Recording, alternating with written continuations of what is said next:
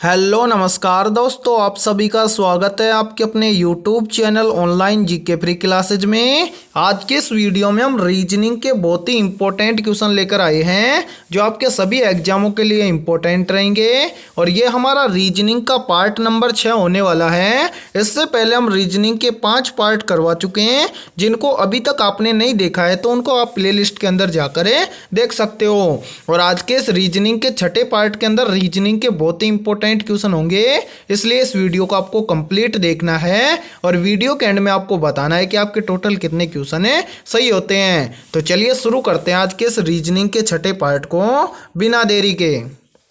आज के इस वीडियो का पहला प्रश्न है आप सभी के सामने। नीचे दिए गए प्रश्न में प्रश्न चिन्ह के स्थान पर कौन सी संख्या आएगी, यानी कि इस प्रश्न चिन्ह के स्थान पर आने वाली संख्या को ज्ञात करना है। तो कैसे ज्ञात करेंगे, तो यहाँ पर देखिए जिस प्रकार से 431 को लिखा गया है 12, इसी प्रकार से हमें बताना है कि 345 को क्या लिखा जाएगा। तो कैसे फाइंड आउट करेंगे, तो यहाँ पर देखिए इसके अंदर क्या लॉजिक लगेगा। सबसे पहले हम क्या करेंगे, यहाँ पर देखिए 431 के तीनों अंकों को आपस में ऐड करेंगे।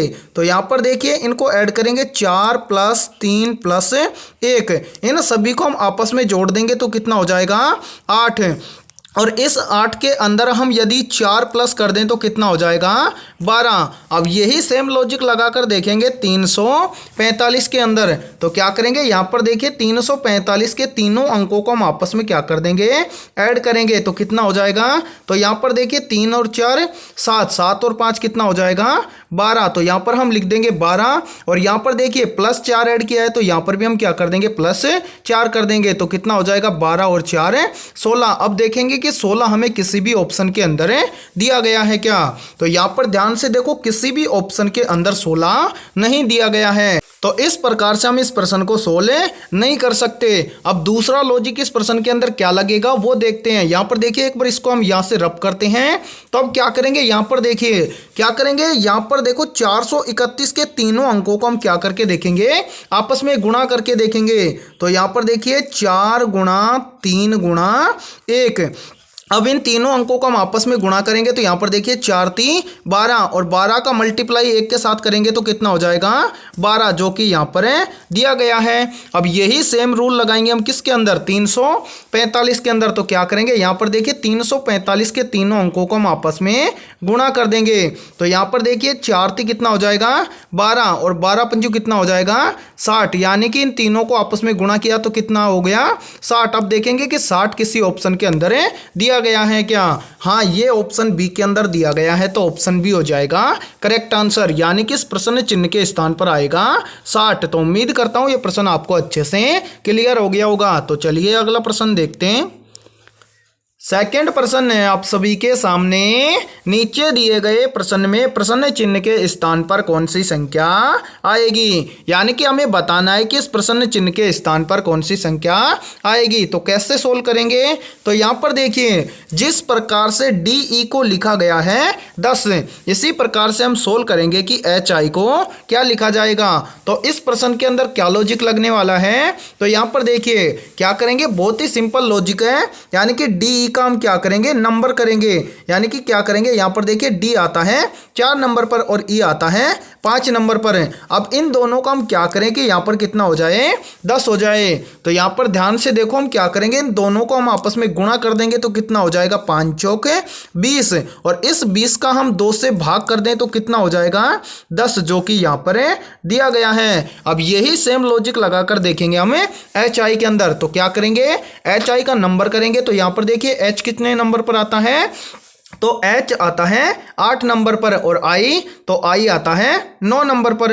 अब इन दोनों को हम आपस में क्या कर देंगे, गुणा कर देंगे। तो यहाँ पर देखिए 9 8 कितना हो जाएगा 72 और इस 72 के अंदर क्या कर देंगे 2 से भाग कर देंगे। तो यहाँ पर देखिए 72 के अंदर 2 का भाग देंगे तो कितना आएगा 36। अब हमें देखना है कि किसी ऑप्शन के अंदर हमें 36 दिया गया है क्या। तो ये देखो ऑप्शन बी के अंदर 36 दिया गया है, यानी कि इस प्रश्न चिन्ह के स्थान पर कितना भरा जाएगा 36। 25। तो उम्मीद करता हूँ ये प्रश्न भी आपको अच्छे से क्लियर हो गया होगा। और यदि ये वीडियो आपको पसंद आ रही है तो फटाफट से इस वीडियो को लाइक कर दो, और चैनल पर यदि आप पहली बार जुड़े हो तो चैनल को कर लो सब्सक्राइब और बेल आइकन को प्रेस करना, ताकि आने वाली नई वीडियो का नोटिफिकेशन भी सबसे पहले आपको देखने को मिले। तो चलिए अगला प्रश्न देखते हैं। तीसरा प्रश्न है आप सभी के सामने। नीचे दिए गए प्रश्न में प्रश्न चिन्ह के स्थान पर आने वाली संबंधित संख्या को चुनिए।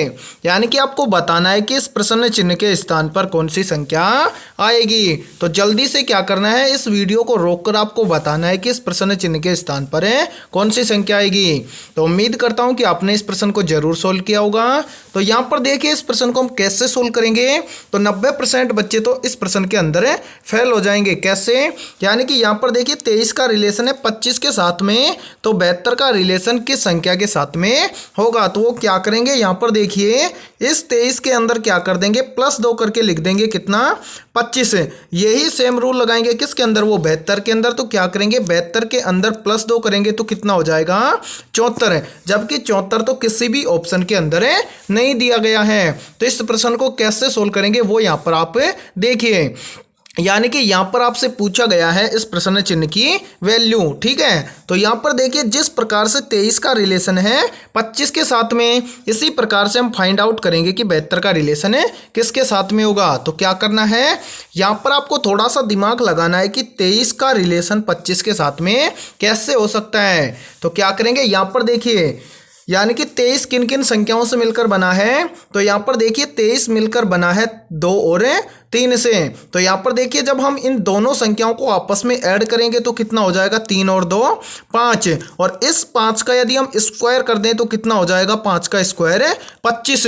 अब यही सेम लॉजिक लगाकर देखेंगे हम किसके अंदर, 72 के अंदर है। तो यहाँ पर देखिए 72 किन किन से मिलकर बना है, तो 72 मिलकर बना है 7 और 2 से। तो यहाँ पर देखिए इन दोनों संख्याओं को आपस में ऐड करेंगे तो कितना हो जाएगा, 9। और इस 9 का हम स्क्वायर कर देंगे तो कितना हो जाएगा, 81। अब देखेंगे कि ये 81 हमें किसी ऑप्शन के अंदर दिया गया है क्या। तो यहाँ पर देखिए 81 ऑप्शन ए के अंदर दिया गया है, यानी कि इस प्रश्न चिन्ह के स्थान पर भरा जाएगा 81। तो उम्मीद करता हूं ये प्रश्न भी आपको अच्छे से क्लियर हो गया होगा। तो चलिए अगला प्रश्न देखते हैं। चौथा प्रश्न है आप सभी के सामने। कौन सी संख्या नीचे दिए गए संबंध को सर्वोत्तम ढंग से पूर्ण करेगी। यानी कि इस प्रश्न के अंदर आपको बोला गया है कि 12 का रिलेशन है 46 के साथ में, तो 18 का रिलेशन किस संख्या के साथ में होगा। तो जल्दी से इस वीडियो को रोककर आपको बताना है कि इस प्रश्न चिन्ह के स्थान पर कौन सी संख्या भरी जाएगी। तो अब देखिए उम्मीद करता हूं कि आपने इस प्रश्न को जरूर सोल्व किया होगा। तो आइए इस प्रश्न को हम सोल्व करके देखते हैं।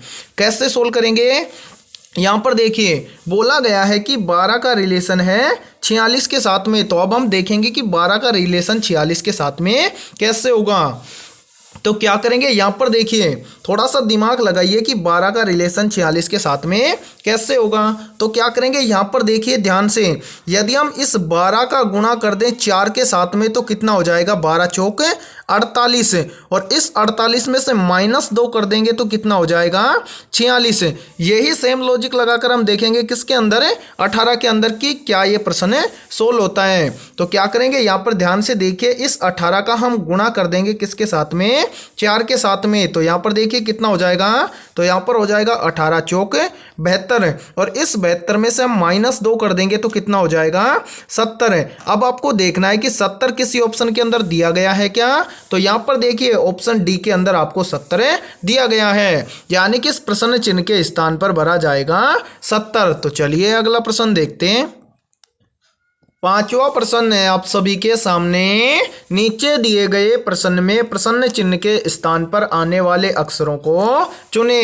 यानी कि हमें बताना है कि इस प्रश्न चिन्ह के स्थान पर कौन से अक्षर भरे जाएंगे। तो इस प्रकार के प्रश्न को हम कैसे सोल्व करेंगे। तो यहाँ पर देखिए, यहाँ पर बोला गया है कि जिस प्रकार से DUP को लिखा गया है HYT, इसी प्रकार से हम फाइंड आउट करेंगे कि MAF को क्या लिखा जाएगा। तो कैसे सोल्व करेंगे, तो यहाँ पर देखिए यानी कि जिस प्रकार से DUP को लिखा गया है HYT, तो इसको देखो कैसे लिखा गया है। तो यहाँ पर देखिए क्या लिखा गया है, D को क्या लिखा गया है, H। तो D से H कैसे लिखा जाएगा। तो यहाँ पर देखिए D आता है 4 नंबर पर और H आता है 8 नंबर पर। तो 4 से क्या लिखा गया है 8।